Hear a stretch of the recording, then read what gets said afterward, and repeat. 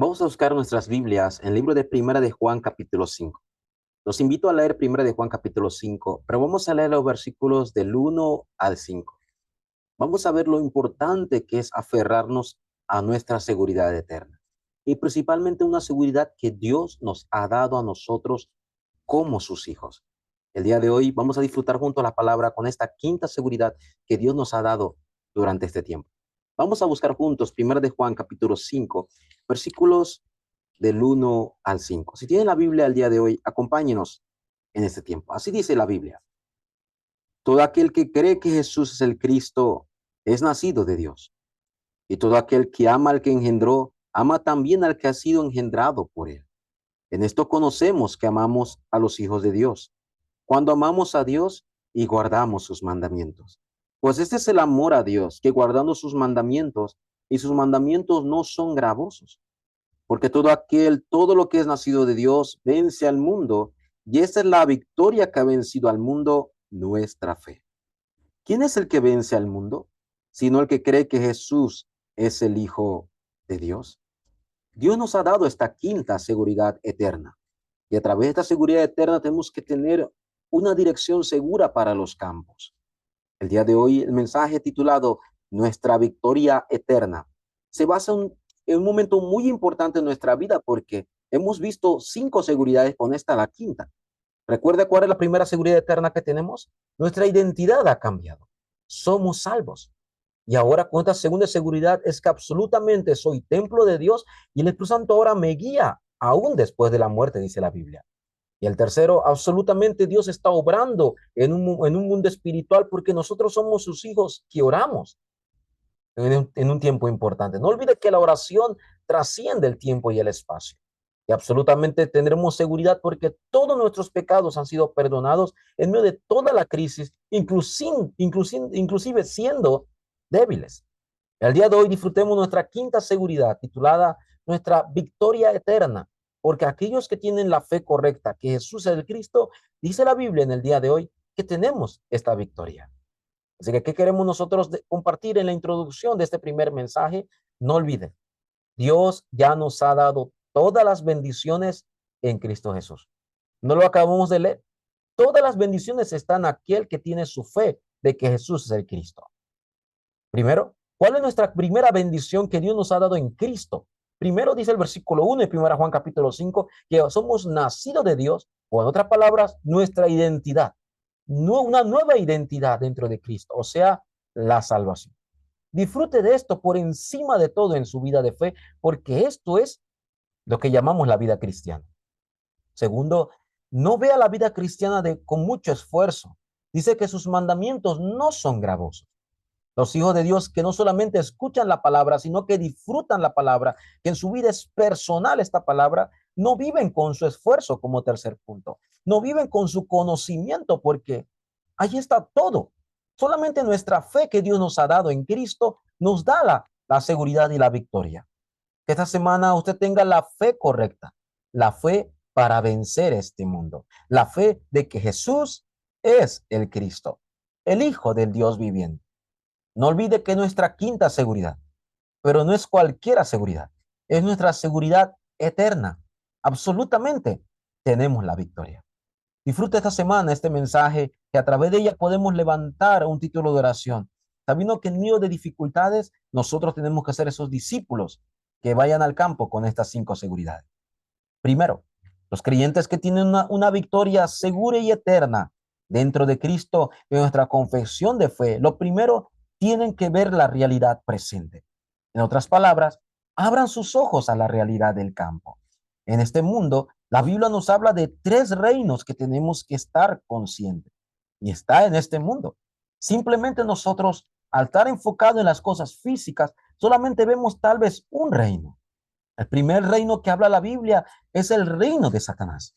Satanás sigue obrando invisiblemente a los ojos humanos y sigue obrando realmente con las tinieblas. Solamente mire lo a su alrededor. Bien dice Efesios 6:12 que nuestra lucha no es contra carne, ni principados, ni potestades, sino contra huestes espirituales de maldad en los lugares celestes.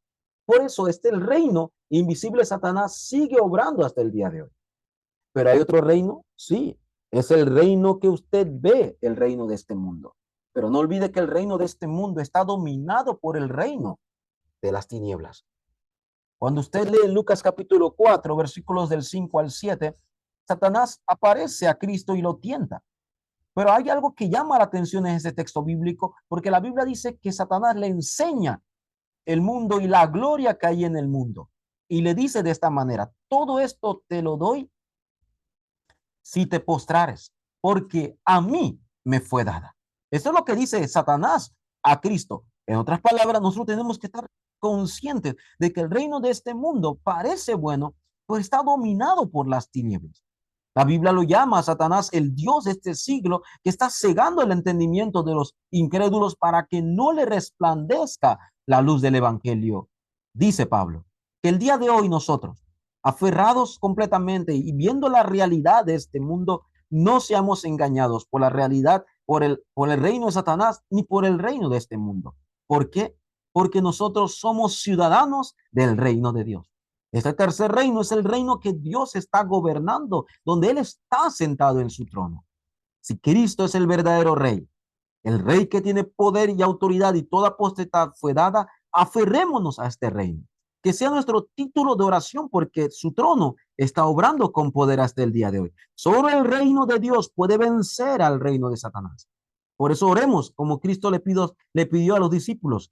Oramos por el reino de Dios y su justicia. Y la Biblia dice que todas las cosas os sean añadidas. El día de hoy vea la realidad de este mundo. Si usted no ve esta realidad presente, como lo dice la Biblia, usted va a pensar que el problema es el gobierno, el problema es el presidente, el problema es el diputado. Ahora que se acercan las elecciones, todo para usted va a ser un problema de ellos, porque solamente estamos viendo la realidad de este mundo, pero es una realidad invisible que domina este mundo y solo el reino de Dios, Cristo, puede quebrantar el reino de las tinieblas.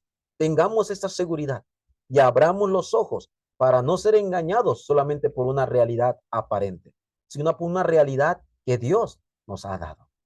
Segundo, entonces los creyentes que tienen esta eterna seguridad de la victoria y pueden ver la realidad presente, entonces tienen que aferrarse a la seguridad correcta. ¿Cuál debe ser su seguridad y mi seguridad como hijos de Dios? Primero, no puede estar aferrado a tu fuerza. No puede estar aferrado a tu conocimiento. No olvide que nuestra fuerza es ilimitada. Póngase a pensar.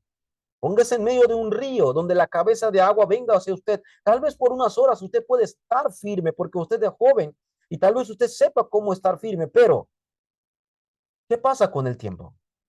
En el día de hoy nosotros tenemos que recordar que hay una corriente de este mundo, una corriente de Satanás que está llevando a las personas, inclusive los creyentes, porque se aferran a su seguridad, a la seguridad de su fuerza, de su conocimiento, son arrastrados por ella. Muchas veces en nuestra vida salen las palabras, yo lo puedo hacer, puedo vivir, puedo cambiar. Otros dicen, yo no puedo. Se escucha bien, pero es incorrecto. Es que si usted dice que usted puede, con el tiempo, con su esfuerzo se cansa. Y si usted dice que no puede, entonces usted no está viendo el poder de Dios. Hágalo como dijo Pablo. No lo puedo hacer. Si no lo puedo, yo lo puedo, no tiene nada que ver. Todo lo puedo en Cristo que me fortalece. Ese es el creyente que tiene la seguridad no en su esfuerzo, no en sus pensamientos, sino en el poder de Cristo. Cuando vengan los problemas a su vida, obrero, discípulo, no los soporte. No es soportar los problemas porque eso le va a traer más heridas. No es decir, aquí estoy parado, puedo soportarlo todo, porque eso inclusive va a traerle más ansiedades. Sea un discípulo que pueda superar los problemas, superar las dificultades. Pastor, ¿cómo puedo yo hacerlo esto? En cada dificultad, en cada problema que haya, hágase la pregunta más importante. No es ¿por qué me pasa esto a mí? ¿Por qué a mí si soy hijo de Dios? Sino haga la pregunta que supera toda dificultad. ¿Cuál es tu plan, Dios, en esta dificultad? ¿Cuál es tu plan en medio de toda esta situación? Allí usted va a ver la respuesta que sobrepasa toda dificultad, la gracia de Dios. Miremos la historia de los tres amigos de Daniel. Usted ha visto la historia de ellos, ¿verdad? En Daniel capítulo 3. Ellos estaban enfrente de una estatua de oro de Nabucodonosor. Y habían dado la ley de que cualquiera que escuchara la bocina se tenía que arrodillar delante de esta estatua. ¿Qué dice la Biblia? Que todos se arrodillaron menos los tres amigos. Y cuando Nabucodonosor le preguntó por qué, la historia bíblica en Daniel capítulo 3, 16, 18 dice: oh rey, ni siquiera deberíamos hablarte acerca de lo que nos ha preguntado. ¿Por qué?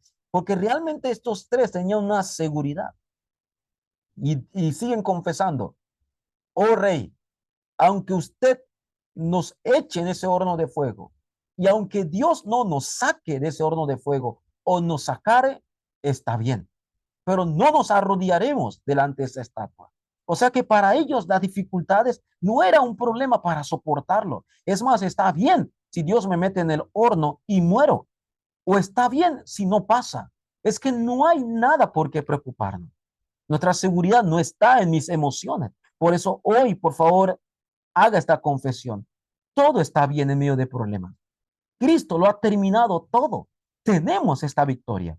Y es más, toda su vida, todo su pasado, presente y futuro como discípulo está en la soberanía absoluta de Dios. ¿Quién puede detener la soberanía de Dios? En ese tiempo nosotros podemos, en esa dificultad, en esa crisis, ver el plan de Dios. Y si todo no pasa como yo lo pienso, está bien.